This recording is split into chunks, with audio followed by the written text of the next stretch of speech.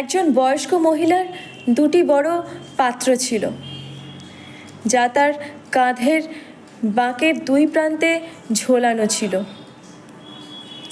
একটি পাত্রের মধ্যে সূক্ষ্ম একটি ফাটল ছিল, কিন্তু অন্য পাত্রটি ছিল নিখুঁত এবং নদী থেকে জল আনার সময় একটি পাত্র পুরোপুরি জলে ভর্তি থাকত আর অপরটি অর্ধেক জলপূর্ণ থাকত। পুরো 2 বছর ধরে এভাবেই ভদ্রমহিলা 1.5 পাত্র জল নিয়ে ঘরে ঢুকতেন। অবশ্যই নিখুঁত পাত্র তার পূর্ণতার জন্য গর্বিত ছিল, কিন্তু বেচারা পটকা পাত্র নিজের অপূর্ণতার জন্য লজ্জিত ছিল এবং তার মনে দুঃখ ছিল যে পুরো জল কখনোই বহন করতে পারে না। 2 বছর পর খুঁতযুক্ত পাত্রটি বৃদ্ধার কাছে খুব দুঃখ করে বলল, আমি সত্যি সত্যি নিজের অক্ষমতার জন্য লজ্জিত। আমার যা করা উচিত ছিল আমি সেটা কখনোই করে উঠতে পারি না। আমার ভেতরে একটা ফাটল আমাকে আমার কাজ করতে দেয় না। বৃদ্ধা মুচকি হেসে বললেন, আচ্ছা, খেয়াল করেছো তোমাকে যে রাস্তা দিয়ে নিয়ে আসা হয় সেই রাস্তার পাশে কত ফুলের সারি রয়েছে?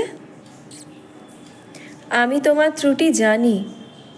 যে স্থান দিয়ে তোমাকে আনা হয় সেখানে আমি কিছু ফুলের বীজ ছড়িয়ে দিয়েছি। সেখান থেকে গাছ হয়ে ফুল জন্মেছে।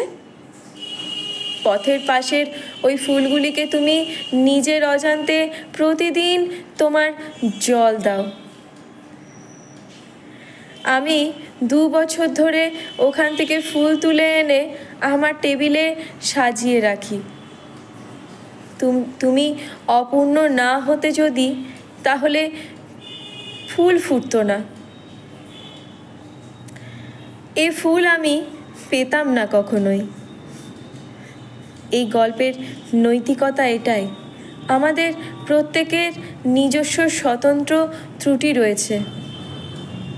এগুলি নিয়ে খুব বেশি ভাবার প্রয়োজন নেই। জীবনকে নিজের ছন্দে নিজের মতো করে চলতে দেওয়া উচিত।